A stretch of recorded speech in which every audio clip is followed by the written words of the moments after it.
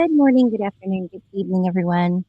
Welcome back to the channel. If you are new here, I'm Linda, and this is for the record, your honor, SMX 2025 series wrap up according to Steve Mathis, Joe Shimoda, and Justin Cooper. 250 future in 2026. Now that all has come to an end for our favorite sport together, let's read what Steve Mathis of Pulp MX had to say at Racer X Online regarding the 2025 SMX series, how things went, how is the series itself doing, and what to expect in the next season.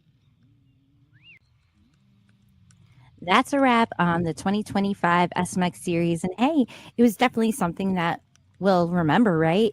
I don't know, man. This SMX series, we're 3 years down now, and has it been that good? I know Feld, MX Sports, NBC, and all that like it. I know the money paid to the riders and the teams is awesome, but I don't know, man. The tracks and venues haven't been great. I know what they're trying to do. Can we go to a full SX for one round, a full MX for one round, and then try a hybrid at one round? At least that might show us some racing that might be a little bit better. We've seen some good racing this year, but we needed Jet to basically start last, a takeout, and then a dude losing his mind to make that 2025 series memorable.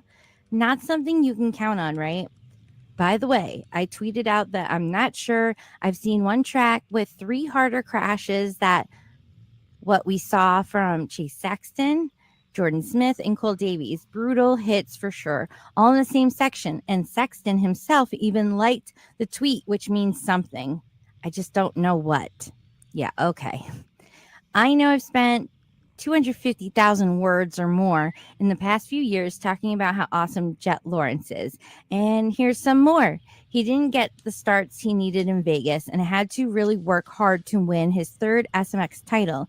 He didn't start getting busy in the first moto until there was about 10 minutes to go. Then he started pushing hard, flat landing a double, scrubbing the crap out of the tunnel jump, charging into the corner after that, cutting the turn before the finish, absolutely destroying the sand. And before his brother Hunter Lawrence or Eli Tomac knew it, Jet Lawrence was gone. It was really something, and yet another example of the alien-like ability of the Jet.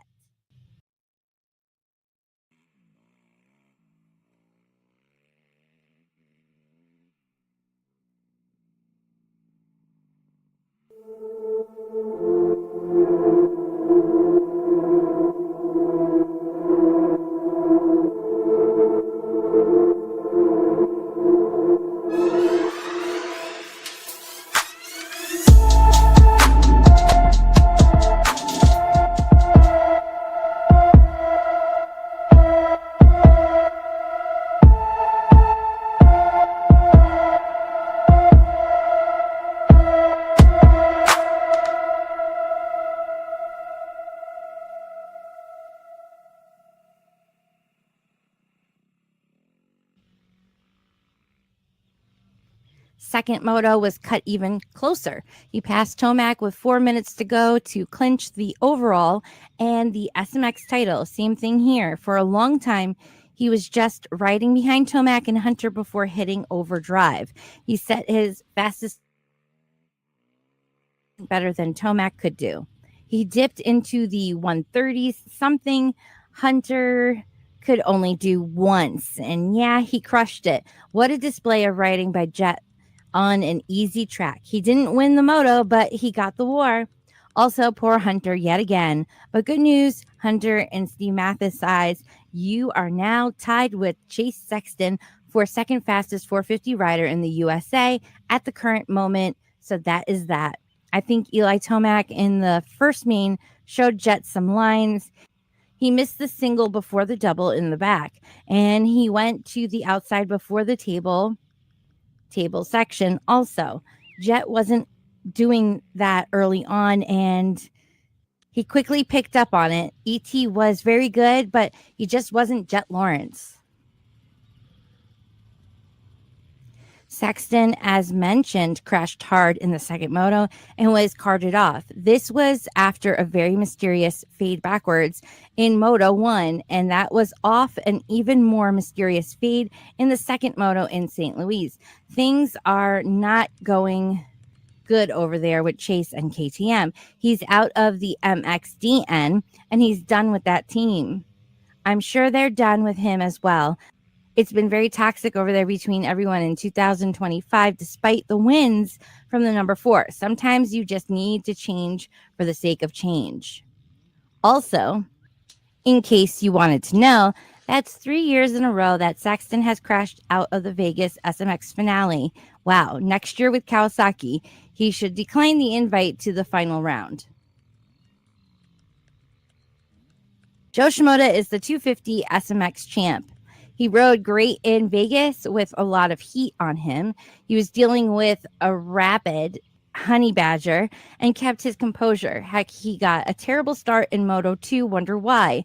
Sliced and diced his way up front, started airing out the stubble, crashed, wonder why, and took the overall win with that, with last corner pass on Tom Vial to boot. We had Shimoda on the Pulp MX show, and Joe told us what he thought Haiden Deegan's antics would be worse than what they actually were. And he was bracing himself out there by pulling in the clutch and squeezing the bike with his legs every time he thought a collision was going to happen. I thought I was going to end up on the concrete at some point. To me, people said it was an aggressive race, but I knew it was going to be like that. I thought it was more chill than I thought, Shimoda told us. Well, okay then. Also, by the way, Shimoda pretty much confirmed that he would be back at Honda next year, and also his deal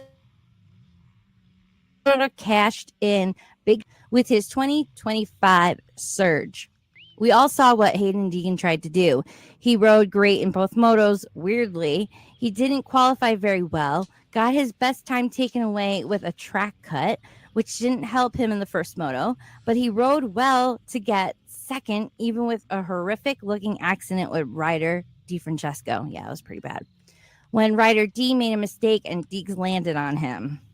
Second moto, he made a run at Shimoda in the second turn, then got busy to get to the front, and well, yeah, that's when the shenanigans began. I hear from good sources that a black flag for Deegan was very much in play until karma got him with the broken collarbone. But I'd counter and say maybe it should have been out sooner. The AMA talked to Star Yamaha and Deegan about not doing that exact thing he did. Plus, he was on probation from earlier this year for a nothing pass, in my opinion. He should not have gotten a warning for that pass on Davies in Denver. So considering how much he would be penalized, there was no way his title would have stood had it been successful. I just can't see Honda or Shimoda or the AMA just accepting that you can go that far and still be crowned champion. But that didn't stop Deeks from losing his composure. Shimoda could have been seriously hurt or even broken his collarbone in that takeout. Also, I think the AMA really made a mistake in telling the team riders that rough riding infractions would be penalized 5 points, and then only for those that have already received a written warning, while any safety infraction like jumping on a red cross would be met with a 15-point penalty, because in the SMX format, Vegas was worth triple points. So again, red cross violations tripled, but rough riding violations did not. I hear from people close to the situation that the team was telling Deeks that, hey, if you break Joe's collarbone or break his bike, take the 5-point penalty and maybe you'll still win. In that case, he would just need to beat the next guy, and he'd still win the title even with a 5-point penalty. I don't know for sure if that was his thinking, but I mean, maybe. Because he had to know, as I wrote above, he was going to be penalized for those moves. I think the AMA really needs to come down harder on this gaming the race stuff. I mean, we even saw it in MX2 over in Europe with some ridiculous moves from KD Wolf. I didn't like it at all when Eli Tomac bunched up the field in 2017 and took a run at Dungey. It's not the right way to win anything, and it's also not going to work. What Deegs did was also way worse than ET back in the day, but the point stands. I wasn't pumped on RJ Hampshire taking Hamaker down earlier this year either. Are we WWE with this stuff, or are we honorable champions and incredible athletes? Besides that, people could get really hurt with moves like D Wolf and Deegan pulled. And this was a post from Racer X Online. Can you imagine a rider taking another down to try and steal points for a title and lightning shortening the second motos at the same race? Well, that happened down under in the MXGP of Australia, the final round of the season where KD Wolf knocked down Simon Langenfelder multiple times to try to make up points in MX2. The rain came during the second moto. D Wolf's bike started to sputter, and the race was called due to lightning. Langenfelder held onto the clutch the title by 9 points, the first German to take the world championship since Ken Roczen in 2011. Less drama in MXGP, where Romain Favre had a solid points lead and clinched the title in Moto 1. That's his first title since 2015 and Kawasaki's first in the series since 1998. The second moto for the 450s was canceled outright. Wild day down under. I have to laugh at the blame Levi Kitchen for it because of his move the week before.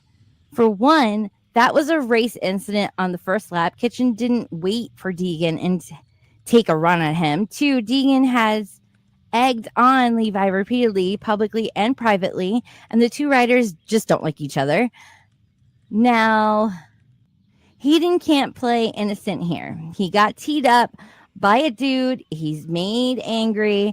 That's often how racing works. That's not Levi Kitchen's fault. That's Haiden Deegan's fault. Sounds like a you problem. And lastly, there was Kitchen Deegan confrontation on the morning of the race at the hotel. There was Deegan going and yelling at the gas truck after the first moto. There was a rider D and Deegan confrontation at some point. Deegan's brother did something to another industry person in the Monster VIP area, and so on, so on. Haiden Deegan didn't start all these things, but all involved him. The temperature is just so hot with Deegan and all of his rivals in the class. I would wonder if some sort of code of conduct penalty could be used when things start going over the top like this. Ooh, sounds like Mathis is not a Deegan fan at all and won't be in the near future as well. It's just too much for everyone involved, and I think Brian, Haiden, and the Star Yamaha team and Yamaha itself all need to just back down the antics and try to be respectful to other riders and teams. This ain't some SMX show in the 90s. Doesn't look like Deegan is going to make the MXDN. He got surgery, and although he's trying, he's not sure the AMA wants that. But I'm not sure it matters all that much to him as he has skipped the previous 2 years. But this one is obviously in the USA and would mean more. So most likely with Chase Sexton's crash, we'll get RJ Hampshire on the 450 and Justin Cooper on the 250 alongside Eli Tomac and Ironman. Okay, I just said in a previous video that I thought it would be good for Justin Cooper because he's done it before. We talked to Jcoop about that on the Pulp MX show Monday night. What about 250 for Des Nations? There's a good chance I'm all in. There are some floating pieces still to be figured out. After 31 weekends of racing, I think that I would be inside on the couch with the blinds shut and the doors locked. How are you feeling? It's a double-edged sword. Of course you want that, but at the same time, you're kind of in a position where you need to show up and just where we're at. So how much time would you need on a 250F? It's tough. I really haven't ridden the Star 250 since I last raced. So 2 years ago, a 250 just takes a little bit more of a style. You've got to have that thing revved out and stuff like that. You can be a little bit lazier with the gas and stuff on a 450. I think it should be fine. A couple days on it, we'll see how it goes. I would say the challenge is going to be set up suspension wise and how it relates to what I've been riding on the 450. Got to make sure he's comfortable. Thanks for reading OBS. We'll be back for the MXDN and Ironman and then some off-season SX races as well. You can email Mathis at mathisracerxonline.com if you want to chat about this or anything else. Don't know if he'd write back, but you can give it a try. But it looks like he had a lot to say when it came to Deegan. He is not happy with his riding tactics last weekend. A lot of people are very upset by it. We all know he's a challenging and aggressive rider at times. We knew this. But if the story is true that he was warned and that his team was still pushing at it and they were trying to bank in on so what if you get 5-point penalty? That's not good. That is not good. What are you teaching this kid? You're teaching him just to be aggressive and take what he wants, no matter who's involved, what's involved, who can get hurt, and what's at stake. Tell me what you guys think about the whole Deegan Shimoda mess in the comments down below, and I will see you in another video real soon. I'm Linda, and that's For the Record, Your Honor.